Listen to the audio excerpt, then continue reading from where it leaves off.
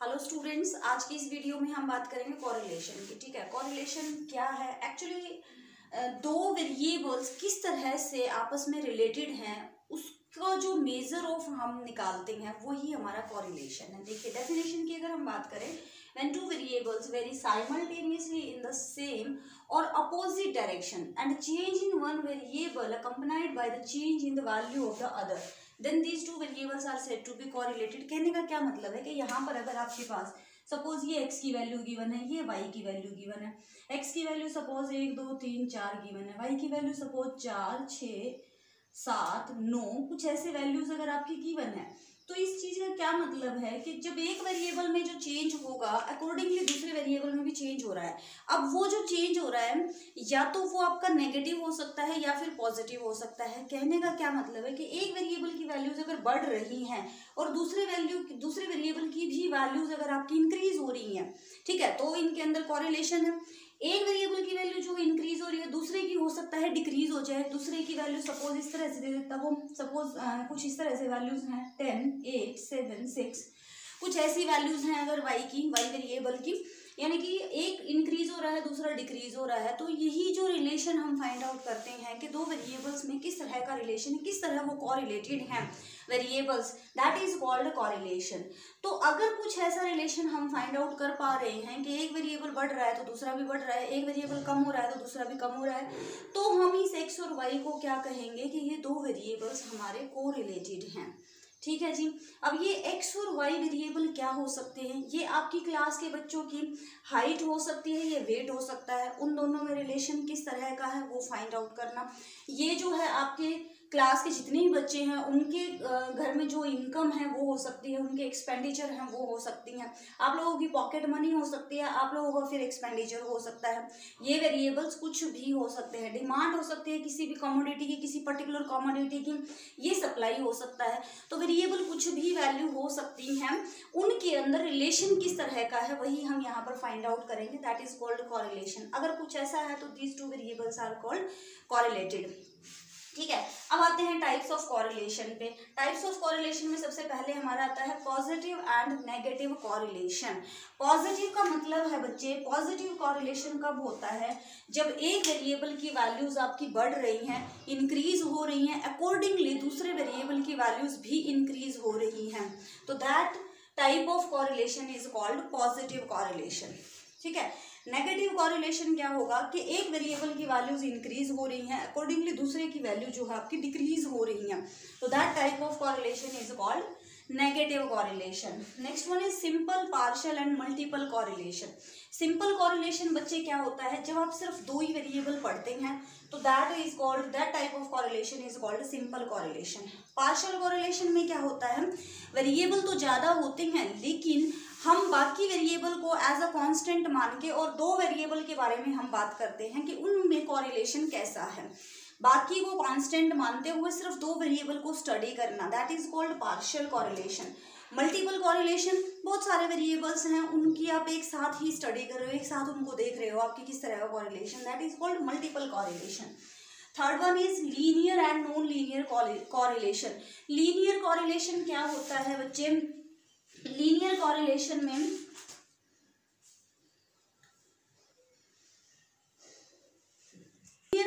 Linear correlation में क्या होता है बच्चे कि जब आप इसमें मान लो ये आप कहते हैं जैसे कि 1 2 3 4 है, यहाँ पर लिखा मैंने 4 6 7 9, यहाँ पर क्या चेंज हो रहा है 2 का, यहाँ पर क्या चेंज हो रहा है 1 का, और यहाँ फिर से 2 का चेंज हो रहा है। अगर सभी वैल्यूज के अंदर एक कांस्टेंट चेंज आ रहा है वेरिएबल्स में, तो हम उस तरह के रिलेशन को, कॉरिलेशन को बोलेंगे कि that correlation is called linear. जब आप इसका ग्राफ बनाएंगे ना तो कुछ आपके इस तरह से स्ट्रेट लाइन टाइप का ग्राफ बनेगा, कुछ स्ट्रेट लाइन टाइप का आपका ग्राफ बनेगा लीनियर कॉरिलेशन के लिए। नॉन लीनियर के लिए आपका कोई ग्राफ जो है इस तरह से कर्व टाइप में बन सकता है।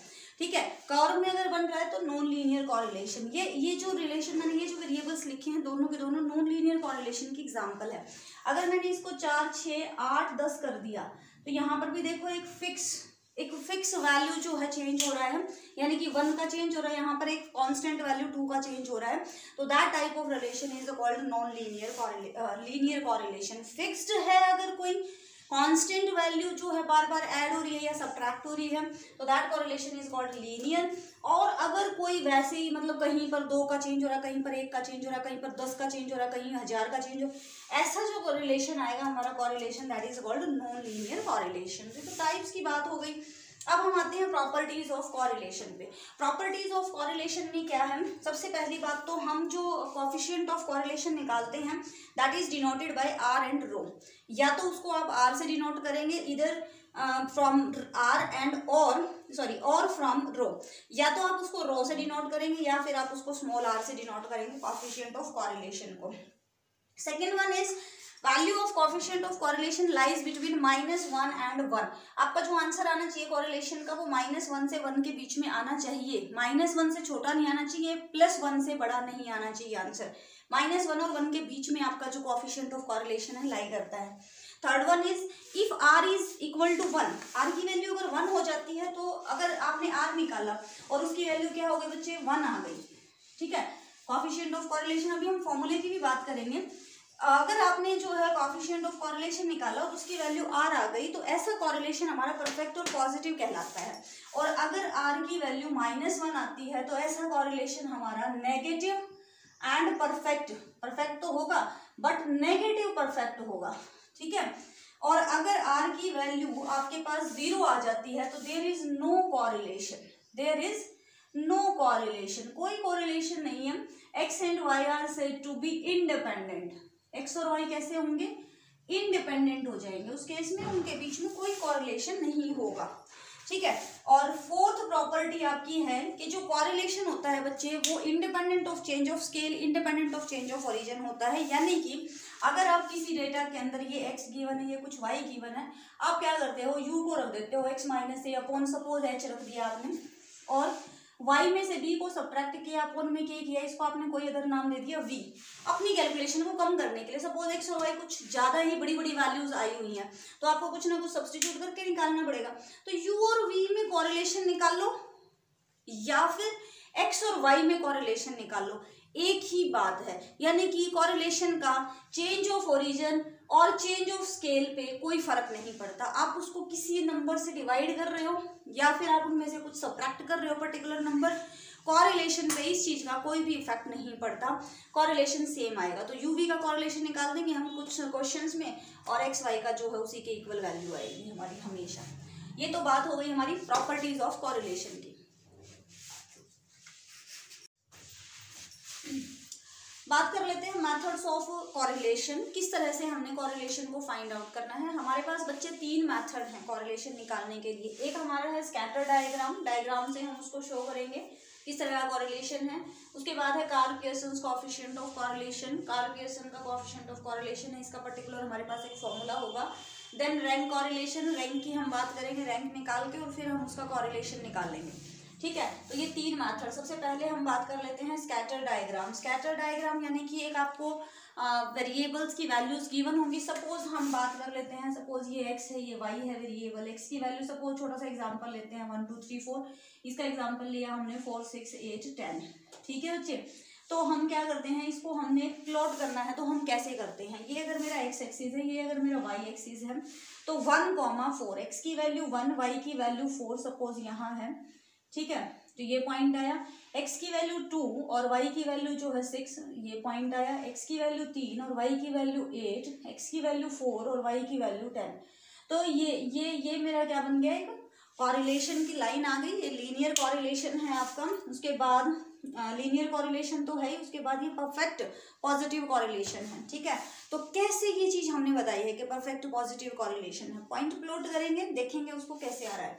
अगर आपकी ये इस तरह से लाइन पे आ रहे हैं, सारे के सारे पॉइंट्स एक स्ट्रेट लाइन पे आ रहे हैं, तो इसको हम बोलते हैं perfect positive correlation, perfect positive correlation. अगर ये ऐसे इस तरह से बढ़ती हुई जा रही है वैल्यूज, यानी कि इंक्रीज हो रही हैं दोनों ही वेरिएबल्स, यहाँ पर क्या हो रहा है कि डिक्रीज हो रही है वेरिएबल की वैल्यू, एक में इंक्रीज हो रहा है तो दूसरे में डिक्रीज हो रहा है। एक्स इधर बढ़ रहा है लेकिन वाई नीचे की तरफ आ रहा है, तो इसको हम बोलते हैं नेगेटिव परफेक्ट, है तो लाइन पे तो है ना, तो परफेक्ट कोरिलेशन, ठीक। जब आपके लाइंस के पास पास में तो हैं, लाइन के बिल्कुल पास पास है, लेकिन सारे के सारे लाइन पे नहीं है, उस लाइन के आस पास हैं, तो इसको हम बोलते हैं high degree. High degree, perfect तो नहीं बोलेंगे क्योंकि परफेक्ट जब बोलेंगे जब वो पूरा एक लाइन पे आएंगे, एक लाइन पे तो नहीं है लेकिन उस लाइन के ही आसपास आ रहे हैं सारे के सारे और ऊपर की तरफ जा रही है वो लाइन, तो हाई डिग्री पॉजिटिव कॉरिलेशन। जब वो लाइन नीचे की तरफ आ रही है लेकिन लाइन के ही आसपास है तो हाई डिग्री नेगेटिव कॉरिलेशन।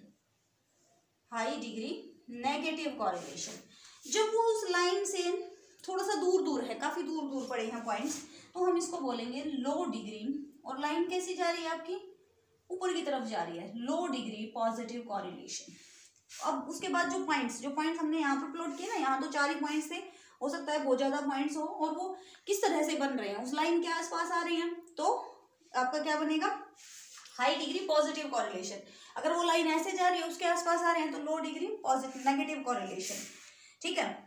और ये क्या बन जाएगा, लो डिग्री नेगेटिव कॉरिलेशन। क्यों, क्योंकि ये लाइन जो ऊपर से नीचे की तरफ आ रही है और लाइन पे नहीं है पॉइंट, और लाइन से काफी दूर है, काफी पास है तो हाई डिग्री, काफी दूर है तो लो डिग्री नेगेटिव कॉरिलेशन, ठीक है।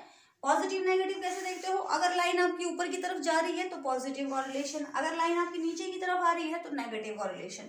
और जब पॉइंट्स जो है बिल्कुल दूर दूर पड़े हैं, सपोज ये बिल्कुल दूर दूर पॉइंट पड़े हैं, तो नो कॉरिलेशन, कोई कॉरिलेशन नहीं है इनके बीच में, ठीक है। ये आपको दिखाई नहीं दे रहा होगा, नो कॉरिलेशन। यहाँ पर क्या बनेगा, नो कॉरिलेशन, दूर दूर पड़े हैं पॉइंट्स, अलग अलग पड़े हैं बिल्कुल, ठीक है। तो ये तो बात हो गई हमारी स्कैटर डायग्राम की। आपके पास कोई भी इस तरह का डेटा होगा, उस पर आप पॉइंट यहाँ प्लॉट करेंगे, एक्स की वैल्यू यहाँ 1 2 3 4 5, वाई की वैल्यू 1 2 3 4 5, ऐसे ही प्लॉट करेंगे, एक्स 1 है तो वाई कितना है, ये पॉइंट ये पॉइंट ये पॉइंट, और उसको आप एक लाइन ड्रॉ करके देख लेंगे। अगर वो एक लाइन पे आ रहे हैं तो ये सारे टाइप में से जो भी बन रही है आप उसको डिफाइन कर देंगे, राइट।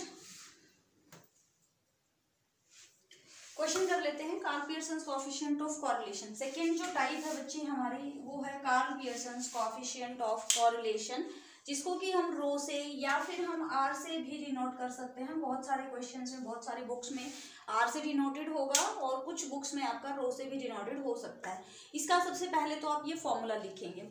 ये फॉर्मूला क्या है हमारे पास, 1/n sigma xi minus x बार yi माइनस y बार। xi और y बार क्या है, आपके डेटा में, आपके क्वेश्चन में जो भी वैल्यूज गिवन है, जो भी 2 वैल्यूज गिवन होंगी क्वेश्चन में, एक आपकी xi होगी, एक आपकी yi होगी, ठीक है। उस xi में से आप x बार सब्ट्रैक्ट करेंगे, yi में से y बार सब्ट्रैक्ट करेंगे, कॉलम आ जाएगा आपके पास, उन दोनों को मल्टीप्लाई करेंगे, समीशन लगाएंगे, उन दोनों का सम करेंगे उस डेटा का, उस कॉलम का, तो ये वैल्यू आएगी आपकी उठ के।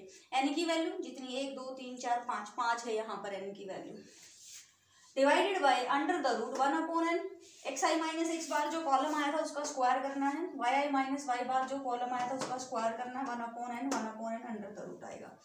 दूसरा फॉर्मूला, कई बार क्या होता है कि जो x बार और y बार हैं ये कुछ अजीब सी ही वैल्यूज आ जाती हैं, यानी कि कुछ फ्रैक्शन में या फिर कुछ आपकी डेसिमल में वैल्यूज आ जाती हैं x बार और y बार की, तो उस केस में हम ये फॉर्मूला लगाएंगे, xi yi जो भी गिवन है उनको मल्टीप्लाई करेंगे, उनका अलग से समीशन है, xi का स्क्वायर करेंगे, समीशन xi का होल स्क्वायर करेंगे, yi का स्क्वायर करेंगे, उनका सिग्मा करेंगे, समीशन yi का होल स्क्वायर करेंगे, ठीक है। तो अब हमने क्या करना है बच्चे, जब x बार और y बार हमारी वैल्यू होल नंबर होती हैं तो इस फॉर्मूले के साथ जाना है, जब हमारी x बार और y बार की वैल्यू कुछ अजीब सी आ जाए तो हमें इस फॉर्मूले के साथ जाना है। दोनों फॉर्मूले आप याद रखेंगे। अब आ जाते हैं क्वेश्चन पे। क्वेश्चन में गिवन है यहाँ पर कुछ स्टेटमेंट जिसके अंदर xi की वैल्यू ये है, yi की वैल्यू ये है। क्वेश्चन में कहा गया है कि find the coefficient of correlation, Karl Pearson coefficient of correlation. तो हम कैसे निकालेंगे, अगर आपको बाय डायग्राम बोलेगा तो आपको डायग्राम से ही निकालना है, लेकिन यहाँ पर Karl Pearson coefficient of correlation है तो आपको इस तरह से निकालना है। तो ये xi की वैल्यू गिवन है, yi की वैल्यू गिवन है, ये मैंने एक कॉलम में लिख ली है। मुझे क्या क्या चाहिए, सबसे पहला काम मुझे x बार और y बार चाहिए। तो x बार बच्चे क्या होता है, x bar is equal to sigma xi divided by n। xi का सम कितना है 15 डिवाइडेड बाय n कितना है 5, तो ये x बार की वैल्यू आ गई 3। ये मैंने हर एक xi में से सब्ट्रैक्ट कर दी, 1 minus 3 minus 2, 2 minus 3 minus 1, 3 minus 3 0, 4 minus 3 1, 5 minus 3 2, ठीक है। इनका सम किया, यहाँ पर ये नीचे 0 आ गया। अब वाई बार जब हम निकालेंगे बच्चे, वाई बार का मतलब वाई आई अपॉन में एन। वाई बार कितना है हमारे पास, वाई आई का समीशन कितना है हमारे पास 20, तो 20 अपॉन में 5, ये आ जाएगा हमारे पास 4। ठीक है, तो वाई आई में से हर ऑब्जर्वेशन में से हम इस 4 को सब्ट्रैक्ट कर देंगे। तो 3 - 4 - 1, 2 - 4 - 2, 5 - 4 1, 4 - 4 0, 6 - 4 2, इसका सम किया, ये भी 0 आ गया। अब हमने क्या करना है, इस वाले कॉलम का स्क्वायर करना है, कर दिया। 2 का स्क्वायर 4, 1 का स्क्वायर 1, 0 1 4। अब हमने इस वाले कॉलम का स्क्वायर करना है, 1 4 1 0 4, 1 4 1 0 4। अब हमने इन दोनों को मल्टीप्लाई भी करना है, तो 2 हो गया 0 0 4, 2 2 0 0 4। इनका समीशन किया तो ये आ गया 8, इसका समीशन किया तो ये आ गया 10, इसका समीशन किया तो ये आ गया हमारा 10। ठीक है, तो अब हमने क्या करना है इस वैल्यू से ये सारी की सारी वैल्यूज उठा के अपनी इस फॉर्मूले में लगा देनी है, तो लगा देते हैं। एन की वैल्यू कितनी है भाई, 1/5 हो गया। Summation x I minus x bar Y I minus Y बार, इन दोनों को मल्टीप्लाई करने वाला कॉलम ये पड़ा आपका 8 से, ये इसको मल्टीप्लाई कर दिया, divided by under the root. हाँ जी, 1/n मीन्स 1/5 इंटू इसका स्क्वायर, कहाँ है भाई स्क्वायर वाला, ये रहा, इसका स्क्वायर रखा तो ये 10 हो गया, इंटू फिर से 1/n यानी कि 1/5 summation Y I minus Y bar का स्क्वायर, स्क्वायर वाला कॉलम का है, इसका समीशन कितना है हमारा 10।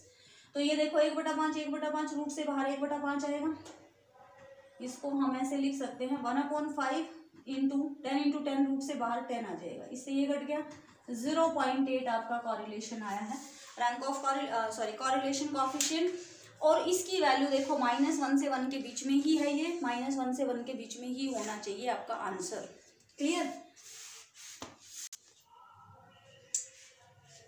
चलिए एक और क्वेश्चन कर लेते हैं कॉरिलेशन का। एक्स वेरिएबल ये गिवन है, वाई वेरिएबल ये गिवन है, इन दोनों के बीच में कोएफिशिएंट ऑफ कॉरिलेशन निकालना है, कार्ल पियर्सन। ठीक है, तो हमने क्या किया, सबसे पहले एक्स बार की वैल्यू निकाली हमने, जो कि 544 डिवाइडेड बाई 1 2 3 4 5 6 7 8 8 है। ठीक है, ये वैल्यू आई बच्चे मेरे पास कितनी आएगी, 68 आएगी ये वैल्यू। और वाई बार जो आएगा हमारे पास 552 डिवाइडेड बाई 8, यानी कि ये वैल्यू आएगी आपकी 69। ये दोनों वैल्यूज, ये वैल्यूज उठा के एक्साइज में से आपने सब्ट्रैक्ट करनी है, ये वैल्यू उठा के आपने वाई आई में से सब्ट्रैक्ट करनी है। जैसे ही आप इसको एक्साइज में से 65 में से 68 आप सब्ट्रैक्ट करेंगे, 66 में से 68, तो ये वाला कॉलम आ गया आपका। ठीक है, वाई आई में से 69 सब्ट्रैक्ट किया तो ये वाला कॉलम आ गया।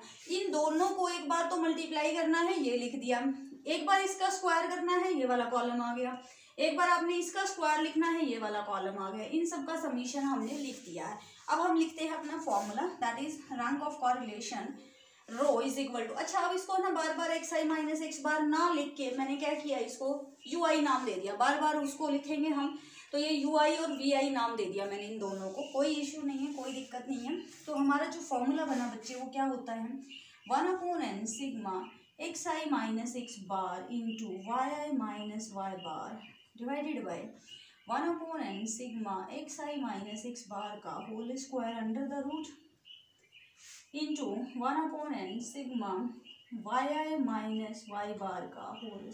ये 1/n तो इससे कैंसिल आउट भी हो जाएगा, अगर ये फॉर्मूले में ना लिखोगे तो भी कोई दिक्कत नहीं है, क्योंकि ये रूट से बाहर एक ही 1/n आएगा और वो उससे कैंसिल आउट हो जाएगा। तो रो इज इक्वल टू, ये जो मेरा बना कॉलम ये है यू आई वी आई यानी कि 24 डिवाइडेड बाई, ये जो मेरा कॉलम है यू आई का स्क्वायर है दैट इज 36, और ये जो मेरा कॉलम है that is 44 under the root. तो इसका जो आंसर आएगा 24, इसका रूट बाहर आ गया तो ये बन गया आपका 6। 44 को आप 11 × 4 लिखेंगे यानी कि 2 भी बाहर आ जाएगा, रूट 11, 6 दूनी 12, 12 से ये 24 कट गया यानी कि 2/√11। और यू कैन से इसकी वैल्यू जैसे ही आप कैलकुलेटर से कैलकुलेट करेंगे इसकी वैल्यू आ जाएगी आपके पास 0.604, ये वैल्यू आ जाएगी बच्चे। तो ये मेरा आंसर आ जाएगा। तो कॉरिलेशन कहाँ आ रहा है आपका, -1 से 1 के बीच में आपका आंसर आना चाहिए, तो ये आपका आंसर आ रहा है। और ये पॉजिटिव, जो पिछला क्वेश्चन था वो 0.9 था, वो हाईली पॉजिटिव कॉरिलेटेड था, ये आपका पॉजिटिव कॉरिलेटेड आप इसको कह सकते हैं, क्योंकि ये आया है आपका 0.5 से ज़्यादा आई है वैल्यू, तो आप इसको कह सकते हो। तो इस तरह से आपने कोएफिशिएंट ऑफ कॉरिलेशन के क्वेश्चन करने हैं। ठीक है।